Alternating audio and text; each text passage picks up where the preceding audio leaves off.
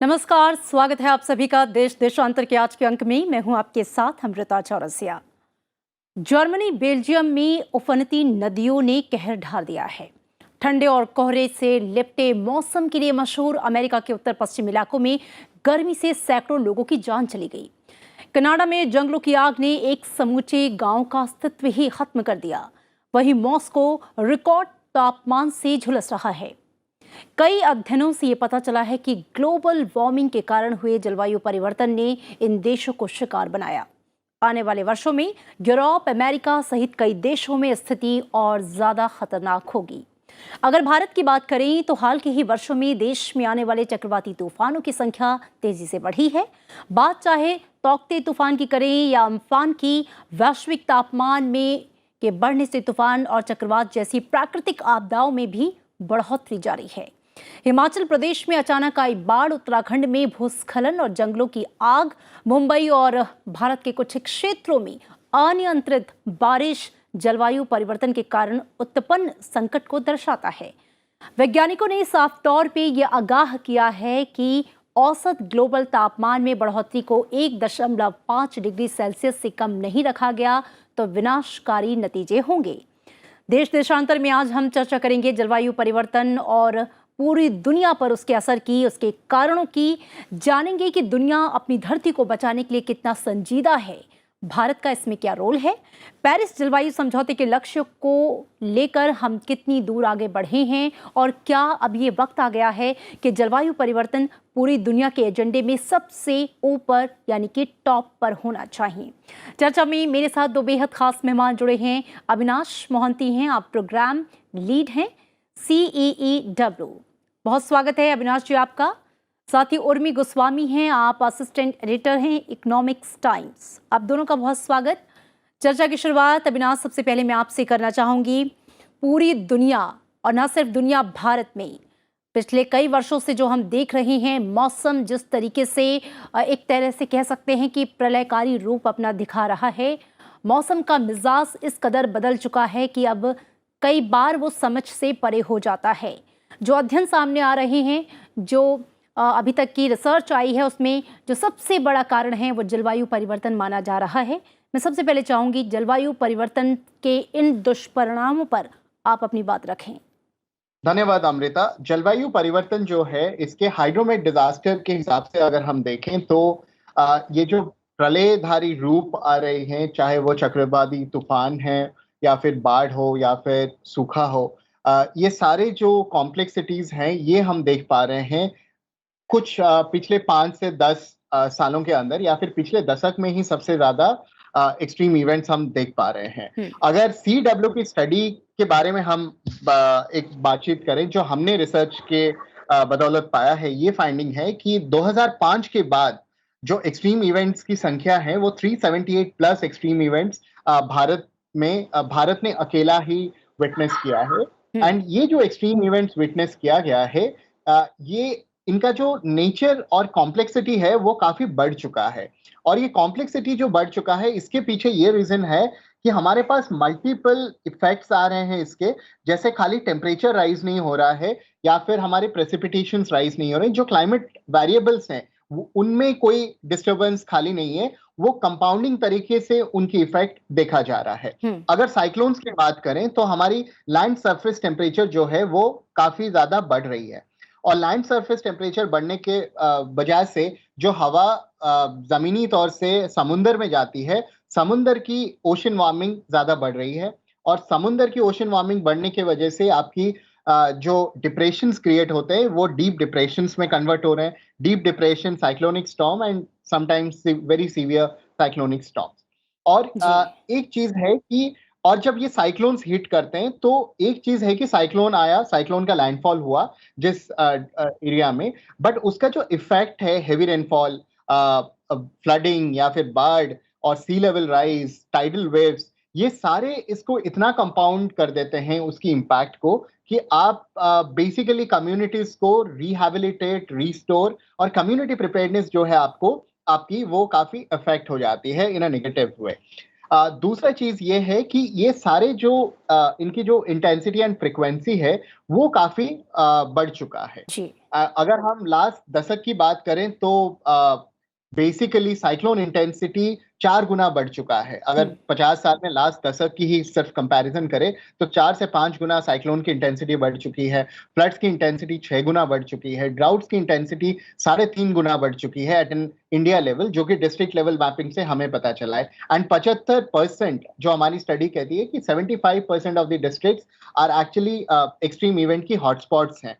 और इनमें बेहद ही एक इंटरेस्टिंग ट्रेंड जो हमें देखने को मिला है हमारे रिसर्च के थ्रू, वो ये है कि 40% डिस्ट्रिक्ट जो हैं उनमें स्वैपिंग ट्रेंड दिखाई दे रही है। मतलब जो बुनियादी दौर में फ्लड प्रोन एरियाज थे या फिर बाढ़ जहां पे रेगुलरली हो रहे थे, वहां पे ड्राउट या सूखा जो है वो ज्यादा देखा जा रहा है, और सूखे जहां पे थे वहां पे फ्लड्स आ रहे हैं। सिमिलरली साइक्लोन का ट्रेंड अगर देखें, जो ईस्टर्न कोस्ट है हमारा, हर साल ऑलमोस्ट एक या ऑल्टरनेट ईयर में एक साइक्लोन आता था जो कि वेरी सीवियर या फिर सीवियर साइक्लोनिक स्टॉर्म के फॉर्म में आता था। बट वेस्टर्न कोस्ट में अब वो फ्रीक्वेंसी काफी बढ़ चुका है एंड ऑलमोस्ट एवरी ईयर एक साइक्लोन या फिर चक्रवात जो है वो चक्रवाती तूफान जो है वो हिट कर रहा है। जी। सो हमें समझना पड़ेगा इनके पाथ को, इनके कॉम्प्लेक्सिटीज को, एंड साथ ही साथ ये अकेले में हम सिर्फ चक्रवाती तूफान को नहीं देखना चाहिए, उनके एसोसिएटेड इवेंट्स जो हैं उनको भी मैप करनी होगी, और ये टोटल कॉम्प्लेक्स नेक्सस जो है उसको समझना पड़ेगा। और समझने के साथ हमारी गवर्नमेंट की फंक्शनरीज क्या है, हमारी लेवल ऑफ प्रिपेयर्डनेस क्या है, और हमारी कम्युनिटीज की प्रिपेयर्डनेस लेवल क्या है, उसको भी मैप करनी पड़ेगी।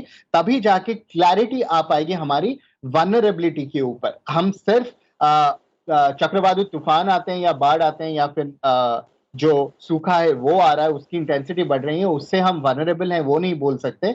रादर हमें जब एक्सपोजर और सेंसिटिविटी का पूरा ज्ञान होगा, फिर जाके जी। हम अडेप्टिव कैपेसिटी के साथ मैप करेंगे, तभी हम वनरेबिलिटी के बारे में बता पाएंगे। और बेहद ही ये इंटरेस्टिंग ट्रेंड है जो हम देख पा रहे हैं, और पूरी दुनिया इससे जूझ रही है। लेकिन साउथ एशियन कंट्रीज में इंडिया, अफगानिस्तान, पाकिस्तान, बांग्लादेश काफी वनरेबल कंट्रीज हैं, और इंडिया को सबसे ज्यादा नुकसान भी सहना पड़ रहा है इसके वजह से, ये जो हाइड्रोमेट डिजास्टर्स हैं या फिर एक्सट्रीम इवेंट्स हैं। जी, बिल्कुल। बिल्कुल, इन बातों पर आगे भी ज़िक्र करेंगे। चर्चा में मैं उर्मी को लाना चाहूँगी। उर्मी जी, सवाल आपसे ये है कि ये जो प्रकृति का प्रलयकारी रूप हम देख रहे हैं, नज़ सिर्फ भारत में बल्कि पूरी दुनिया में, और जिस तरीके से आप बता भी रहे थे इससे पहले जो हमारे गेस्ट हैं कि जो ट्रेंड भी बदला है, जिस तरीके से स्वैपिंग हुई है, चाहे वो सूखे की या बाढ़ की हो, या बहुत ज़्यादा मौसम का मिजाज बदल रहा हो, तापमान का हद से अधिक ऊपर चले जाना है, ग्लेशियर्स का पिघलना, समुद्र का जो है वो तल बढ़ना, ये सारी जो चीज़ें हैं, उसके लिए मुख्य रूप से जलवायु परिवर्तन को आप कितना जिम्मेदार मानती हैं? देखिए, जलवायु ऐसे कोई भी प्रलयकारी जो घटना है उसमें आप बता सकते हैं, आप मान के चल सकते हैं इसमें जलवायु परिवर्तन का काफी हिस्से की जिम्मेदारी है। ये पर जलवायु परिवर्तन हम जब बोलते हैं, एक हम भूल जाते हैं कि हम इंसान हैं जो इस जलवायु परिवर्तन को एक रूप देते हैं। हमारे बहुत सारे जो चॉइसेस हैं, हमारे जो एक्शंस हैं, वो जो नेचुरल सिस्टम्स हैं उनके साथ एक हिसाब से खिलवाड़ करते हैं। उनको हम एक, जैसे आप सोचिए कि आपने एक रबर बैंड लिया, आप खेलती गई, बढ़ाती गई, एक ऐसा समय आएगा जब वो रबर बैंड आइदर उसको आप शेप में वापस नहीं ले आ पाएंगे, वो खुद टूट जाएगा। ये एक हिसाब से हम जो एनवायरनमेंट के साथ हम इस हिसाब से खिलवाड़ किए जा रहे हैं, और हम ये नहीं सोच रहे कि हर एक चीज का लिमिट होता है।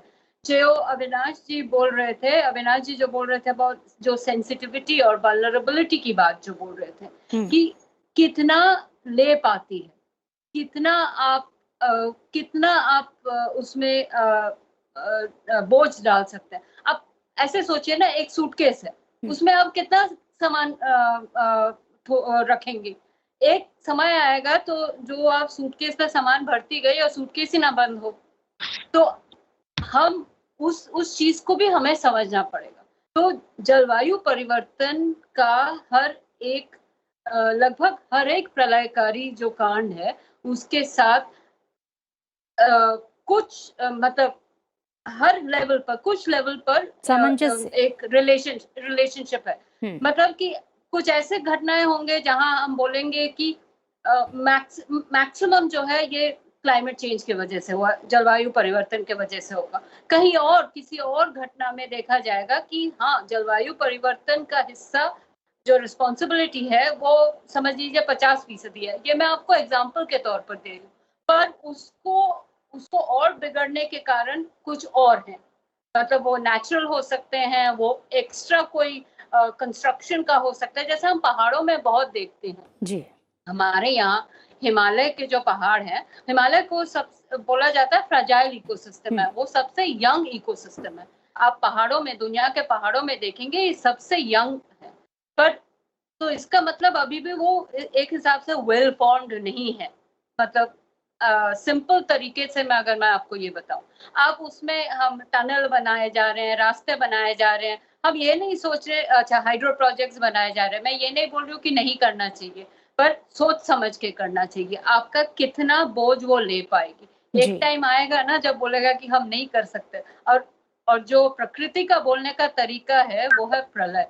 पर मैं आपको एक और चीज के तरफ ध्यान आकर्षित करना चाहती हूँ। हम जी। बात जब करते हैं जलवायु परिवर्तन की, हम प्रलयकारी कांड पर बहुत ध्यान देते हैं, पर हम वो कांड पर, वो चीजों पर नहीं ध्यान देते हैं जो कल जाके प्रलयकारी कांड बनेंगे। एक एग्जाम्पल के तौर में मैं आपको देती हूँ, जो हमारे यहाँ जो विंड स्पीड है, जो सदर्न इंडिया में हम देख रहे हैं विंड स्पीड है, उसमें मॉनसून के जो चेंजेस के वजह जी। से, वो जलवायु परिवर्तन के वजह से जो मॉनसून में जो चेंजेस आ रहे हैं, उसके हिसाब से विंड स्पीड का थोड़ा कमी हुई है। मतलब ये एक स्टडी है, अविनाश जी और बोल पाएंगे इस पर। जी। उसमें उससे क्या दिक्कत हो रहा है, उससे हो रहा है कि हमारे जो वायु ऊर्जा है उसका हमारा जो प्रोडक्शन है उसमें उसमें एक चेंज आ रहा है। तो हर एक चीज कनेक्टेड है। तो हमें प्रलयकारी कांड पर भी ध्यान देना चाहिए, पर जो दूसरे चीजें हैं जो प्रलयकारी आज नहीं है पर कल को जाके हो सकते हैं, या जिसके इम्पैक्ट और एक हिसाब से और ज्यादा है पर क्वाइटली हो रहे हैं, उस पर भी ध्यान देना चाहिए। बिल्कुल, तो जिसके ये दो लॉन्ग चीजें टर्म मैं बताऊं। इम्पैक्ट जो हैं वो आने वाले समय में देखे जा सकते हैं। अविनाश, मैं आपका रुख करना चाहूँगी, और जो बातें उर्मी जी कह रही थी कि प्रकृति जो प्रलयकारी रूप दिखा रही है और बहुत हद तक इसका जो जिम्मेदार है वो मानव ही है, क्योंकि उसके ही कृत्यों से जलवायु परिवर्तन की जो इतनी भयावह स्थिति है वो हमारे सामने आई है। हम विकास और पूरी दुनिया की जो एक आगे बढ़ने की जो ललक है या जो विकास है, उसके साथ प्रकृति के साथ कैसे सामंजस्य बिठाया जाए, पेरिस जलवायु समझौते को लेकर हम कहाँ तक आगे बढ़े हैं, चर्चा करेंगे आगे। लेकिन जो बातें उर्मी कह रही थी कि जो कुछ हुआ है अभी तक उस पर हमारा ध्यान है, लेकिन अगर ऐसे ही चलता रहा तो आने वाले समय में मानव जाति के सामने क्या क्या समस्याएं और पैदा हो सकती हैं, या जो पूरा वायुमंडल है, ये पूरी जलवायु है, वो किससे प्रभावित होगी। मैं चाहूँगी आप इस पर भी थोड़ा सा प्रकाश डालें। उर्मी जी ने जो कहा उसको मैं दो डिविजन्स में बोलना चाहूंगा। एक है कि कैरिंग कैपेसिटी की बात आती है। कैरिंग कैपेसिटी का मतलब है कि एक कोई जियोग्राफी है जो कितना सस्टेन कर पाएगा different kinds of anomalies and normalcies, right. Anomalies and normalcies है कि आपको डेवलपमेंटल पाथवे में भी चलना है, जहां पे आपको roads, bridges, tunnels, hydro electric projects और बाकी सारे चीजों के ऊपर आपको ध्यान देना होगा। And at the same time आपको ये देखना होगा कि आपकी इकोसिस्टम की जो इम्बैलेंस है वो नहीं हो, राइट। इसके लिए हमें कैरिंग कैपेसिटी की मैपिंग करनी चाहिए। दूसरा चीज ये है कि हम लोग हमेशा जो रिस्क की बात है वो रिस्क को एक साइलोड अप्रोच में देखते हैं, एक बहुत ही ज्यादा ब्लिंकर्ड अप्रोच में देखते हैं। तो रिस्क जो है, जैसे उर्मी जी ने कहा कि हमारी विंड पोटेंशियल जो है वो कम हो रही है धीरे धीरे। सो विंड पोटेंशियल कम होने का मतलब है कि आपके मॉनसून पैटर्न्स में चेंजेस आ रही हैं। मॉनसून में अगर चेंज आएगा तो आपकी विंड स्पीड्स में चेंज आएंगी, विंड की पैटर्न में चेंज आएंगी। एंड ऑब्वियसली हमारी CW की ही स्टडी थी जहां पे 20 to 25% ऑफ डिक्लाइन जो है विंड स्पीड्स में पाया गया है। इसकी बदौलत जो विंड टारगेट्स हैं हमारी वो कम हो रही हैं। तो कहीं ना कहीं ये जो कॉम्प्लेक्स इकोसिस्टम है रिस्क का, इसको भी हमें थोड़ा डीमिस्टिफाई करना होगा, और डीमिस्टिफाई करके इसको दो डिविजन्स में देखना होगा। एक है कि एक्सट्रीम इवेंट्स, जो चक्रवाती तूफान हो गए, फ्लड्स हो गए, या बाढ़ हो गए, या फिर जो सूखा हो गया, इनको एक कैटेगरी में लें। और जो स्लो ऑनसेट इवेंट्स है, स्लो ऑनसेट इवेंट्स जहां की मॉनसून पैटर्न चेंज हो रही है, जहां पे आपकी हीट वेव्स आ रही हैं, हीट वेव के साथ जहां पे आपकी प्रॉब्लम आ रही है, जहां पे आपका जो हीट इंडेक्स है या फिर वेट बल्ब टेम्परेचर जिसे कहा जाता है, वो काफी चर्चा में रहा था जब दिल्ली में हीट वेव्स कुछ हफ्तों पहले तक हम लोग विटनेस कर रहे थे। तो हमें समझना होगा कि सिर्फ टेम्परेचर बढ़ने से प्रॉब्लम नहीं है। टेम्परेचर और रिलेटिव ह्यूमिडिटी अगर बढ़ जाता है तो वो जो डिस्कम्फर्ट का लेवल है, जी उस लेवल के वजह से आपका हीट वेव कंडीशन होता है। और इसका इम्पैक्ट क्या होगा, इंडियन इंटरनेशनल लेबर ऑर्गेनाइजेशन की स्टडी है जो जिसने प्रेडिक्ट किया है 2030 तक 34 million jobs would be lost by India, सिर्फ हीट वेव्स या फिर एक्सट्रीम वेदर इवेंट्स जो कि टेम्परेचर रिलेटेड हैं। साथ ही साथ इंडस्ट्रियल रेवेन्यू जो है वो आपका 2% कम हो सकता है। तो ये सारे कॉम्प्लेक्सिटीज जो हैं, ये कॉम्प्लेक्सिटीज को हमें समझना पड़ेगा जी कि कहीं ना कहीं स्लो ऑनसेट इवेंट्स आपके भयानक रूप ले सकते हैं। आज एक फैमिली के हिसाब से ये जो आंकड़े हैं मैंने जो बताए, ये तो एक नेशनल लेवल पे है, लेकिन एक फैमिली लेवल पे अगर हम आए तो ये हीट वेव्स या फिर एक्सट्रीम इवेंट्स हमारी फैमिली बजट को जो है बढ़ा सकती है।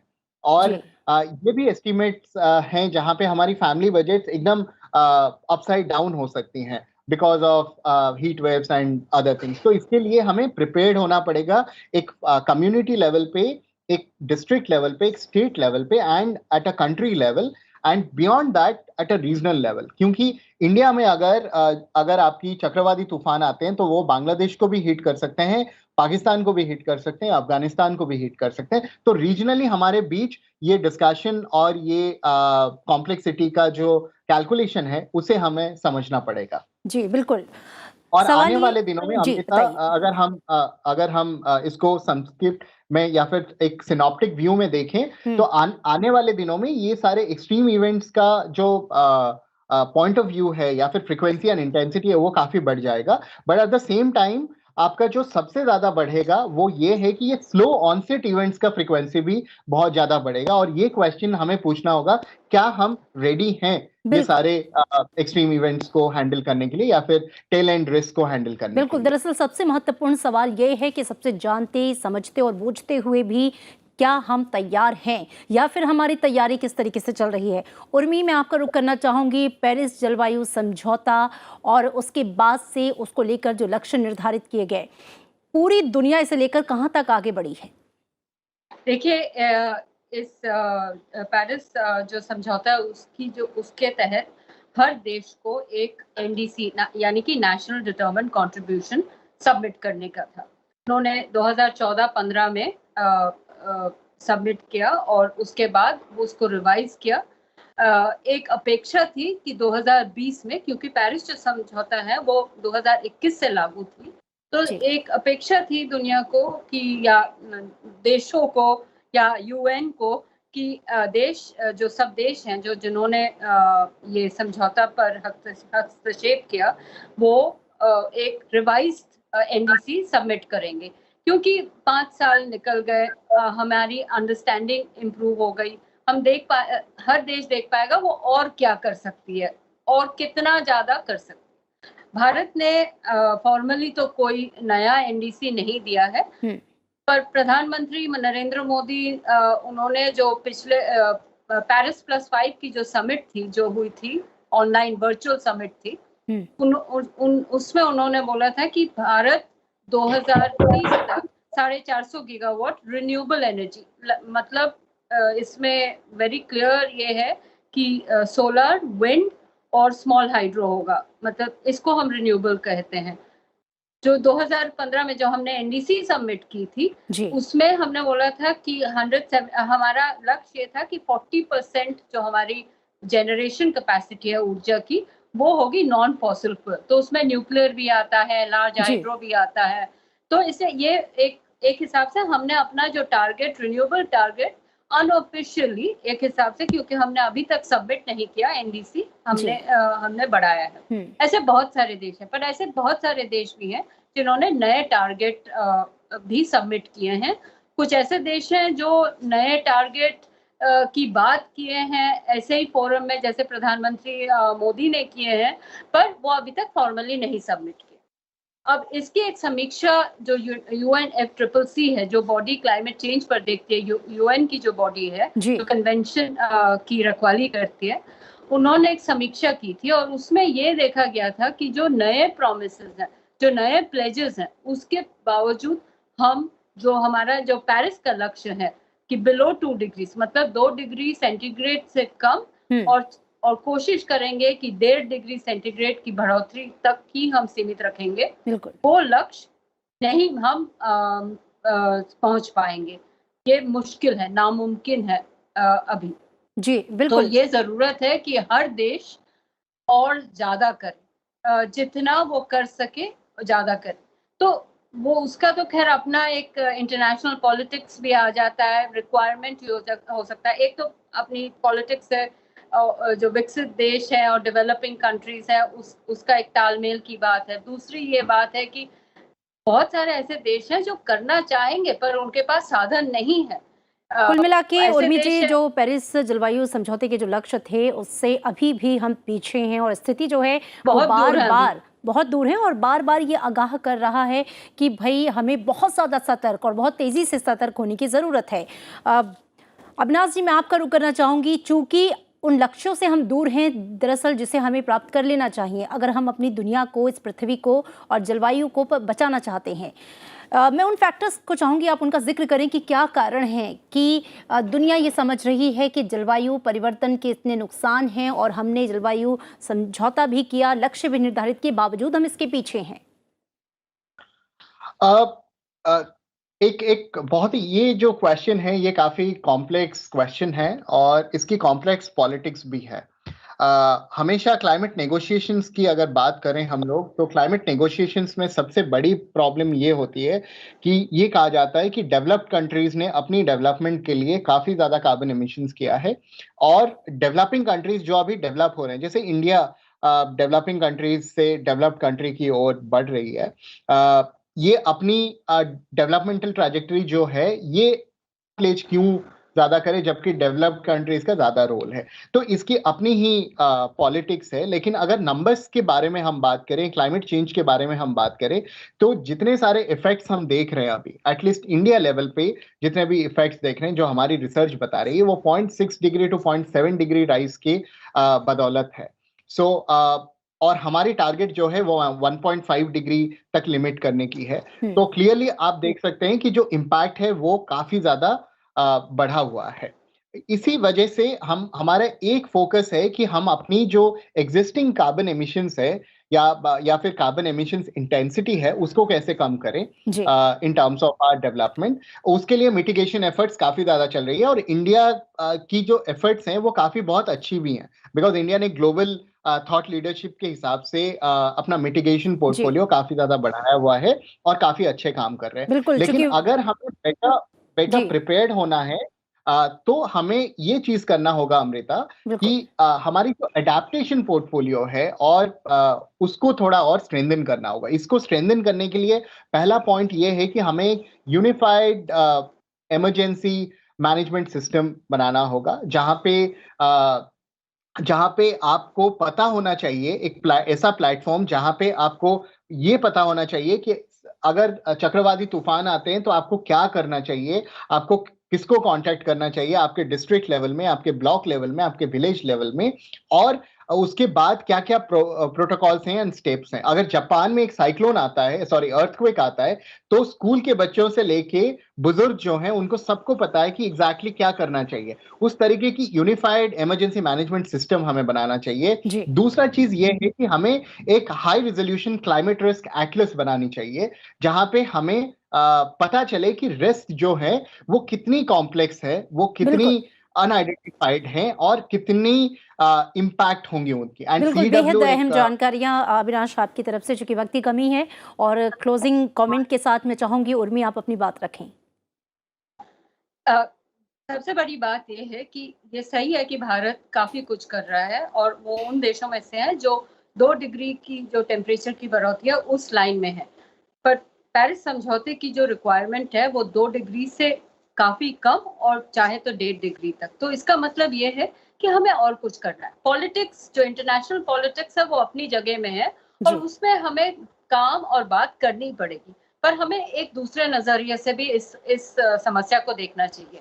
हम पॉलिटिक्स की बात करते रहेंगे, हम बोलते रहेंगे कि विकसित देशों को और ज़्यादा पैसा और ज़्यादा साधन जो गरीब देश हैं, जो डेवलपिंग कंट्रीज़ हैं, उनको देना है। वो जी सही है, पर हमें भी बहुत सारे मेजर्स लेने हैं, क्योंकि जब तूफ़ान आती है, जब समस्या आती हम्म है, तब हमारे यहाँ आती है और क्योंकि हमारे देश में हमारी क्षमता कम है, जी तो उसका जो इम्पैक्ट होता है, वो वो सबसे ज्यादा ज़्यादा होता है, हमारे ऊपर सबसे होता है। ज्यादा होता है तो जाहिर तौर पे। इसलिए और सबसे बड़ी बात ये है कि हमारे पास आप एक एडवांटेज के हिसाब से सोच लीजिए या हम्म एक अपॉर्चुनिटी के हिसाब से सोच लीजिए, हमारे देश में जो लगभग जो